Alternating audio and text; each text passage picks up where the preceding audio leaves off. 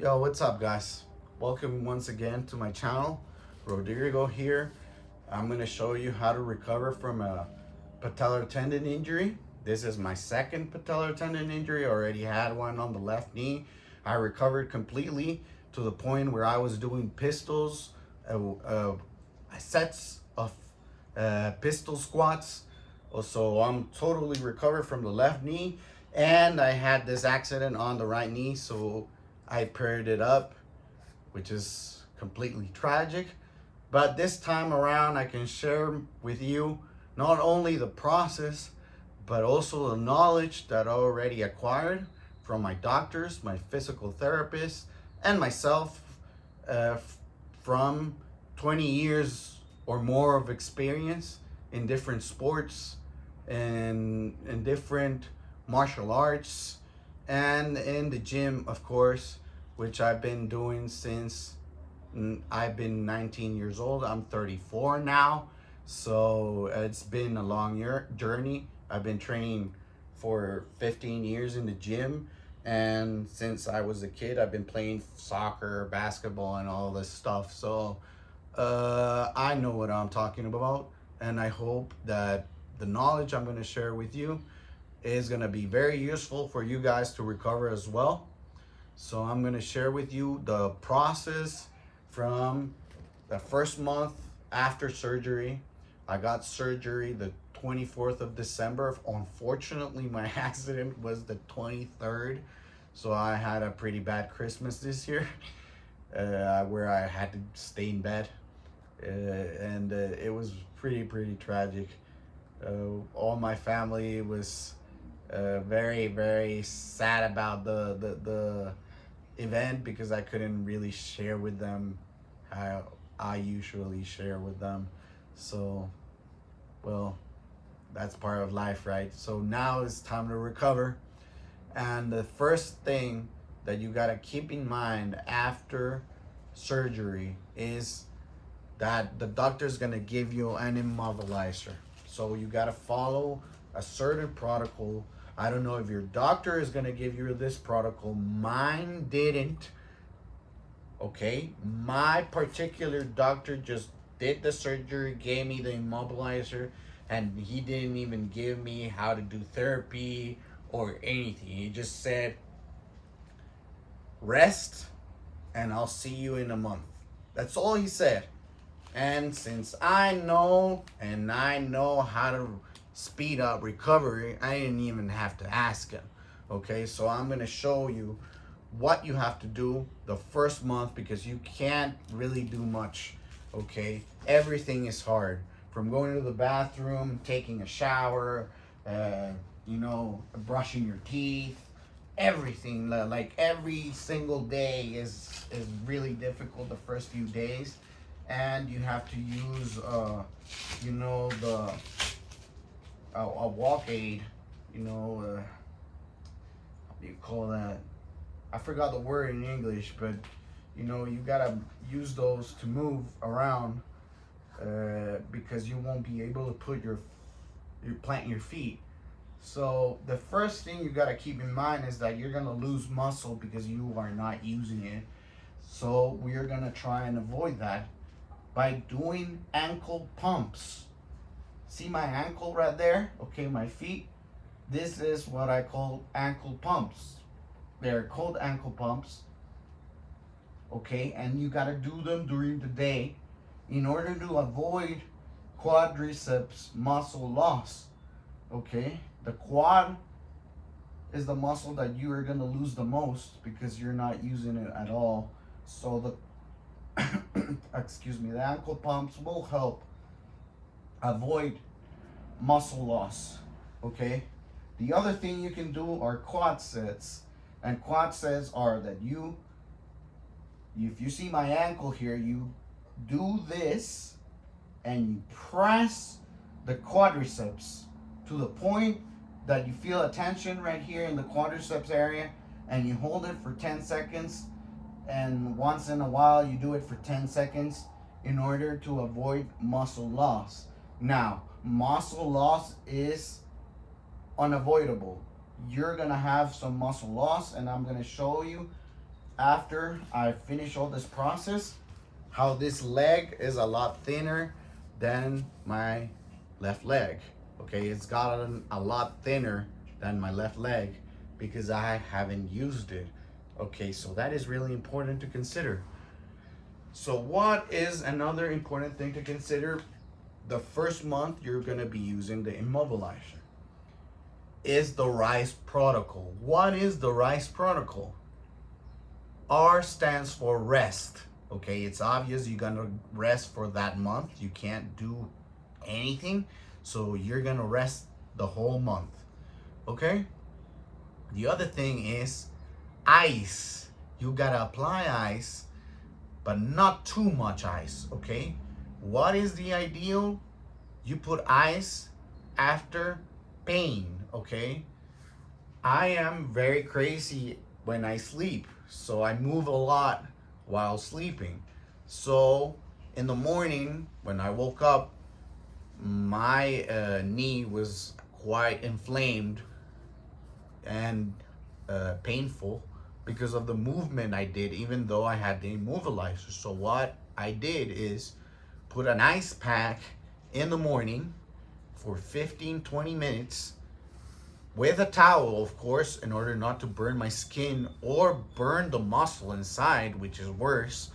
Okay, and that way I help the pain and the inflammation that arose from the movement, right?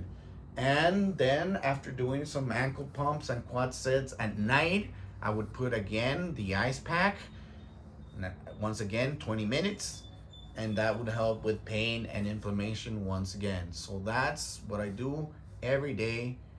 I use an ice pack in the morning and an ice pack at night 2 times a day, which is more than enough because you don't want to be using too much ice because inflammation is not bad. I mean, too much inflammation is, but inflammation is the process that your body has to follow through in order to recover. So that is very important to consider, okay? So what is next? The first month, once again, you gotta follow the RICE protocol. So after ICE, the C stands for compression. That's why I'm using this knee band, right? This knee band is compressing my knee right now. But before this, I used a bandage. So you can compress with your bandage because I don't recommend compressing with the immobilizer because it's got some metal rods on the side. And if you press that too much, it's gonna block your circulation. So that's not good for your recovery. Okay, so don't use the immobilizer to compress. Use the bandages that the doctor is gonna provide for you in order to cover the opening of the knee, right? So after compression, the next thing is elevation, and that's why I have these towels right here, okay? You can do this with the immobilizer still, right? You can still elevate your leg, and the point is to elevate the leg as much as possible. So if you see here, I'm gonna put the leg straight and never ever put the towels under the knees if you have a patellar tendon injury or any knee injury for that matter, because if you put the towel over here, then you're gonna probably affect the recovery. So you want to put the towels at the edge below the ankle and leave this space in order to straighten the leg completely. And you can do ankle pumps right here or quad sets, which I do both, with the elevation, right? When you go to bed, you can put 2 or 3 pillows in order to elevate your leg. If you have seen in the movies, or if you have regrettably had an accident that serious, or have seen somebody had an accident that's serious, when somebody breaks their leg, they put the leg above, right? Elevated. And it looks kind of weird, but the logic in that is when the extremity, or in this case the leg, is elevated, there is better circulation of blood.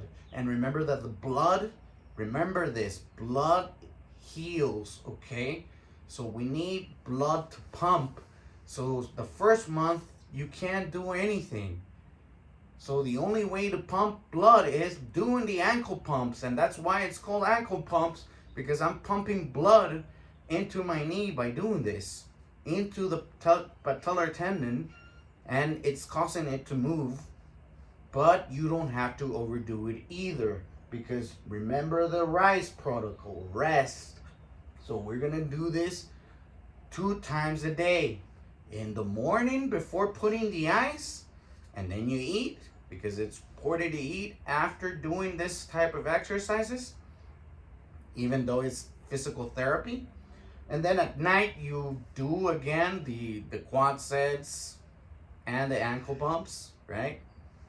You do them again, and then you put ice at night after doing it, okay? And then you elevate. I couldn't sleep with the leg elevated. It was really uncomfortable, but the best thing to do is to sleep with your legs elevated with 2 or 3 pillows, right? I couldn't do it, so I would elevate while putting the ice packs, or while watching a movie, or while I was just in bed, right? So just taking a nap too, but I couldn't do it the whole night. It's really uncomfortable, but it's really the best for the circulation. It's probably going to improve recovery, and you want to do everything you can to improve recovery. In this case, I didn't do it because I couldn't sleep, and sleep is really essential for recovery. So I'd rather sleep my 10 hours than have the leg elevated, where I would elevate it during the day. So I compensated in that matter, right? So it's really important that you follow the RISE protocol in the first month. For me, I already have 1.5 months. I'm almost 2 months. I'm 1 more week for 2 months. So I'm already walking with a cane. I'm doing exercises. And after the first 1.5 months, the doctor is gonna be able you to do physical therapy. Do it. Go to the physical therapy.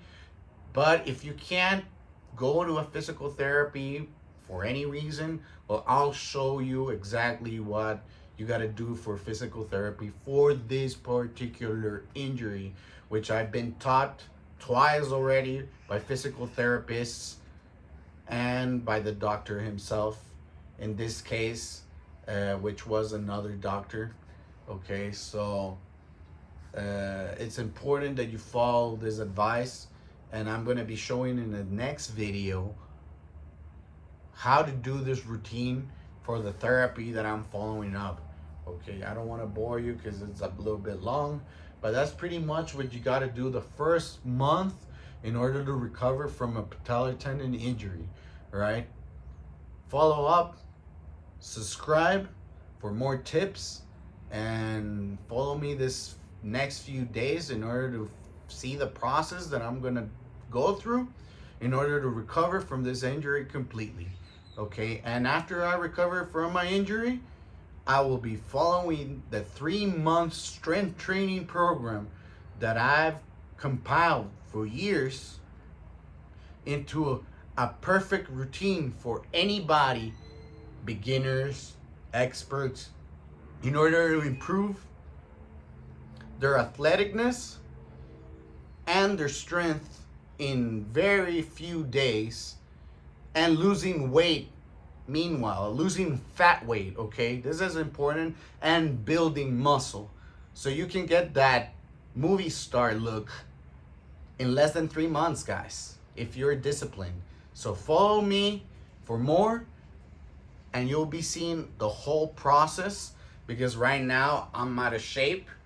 I'm gonna recover from this injury, and I'm gonna get in shape in probably less than 6 months. So follow me for more, and you'll be seeing more from me during these days. Okay, peace out, guys.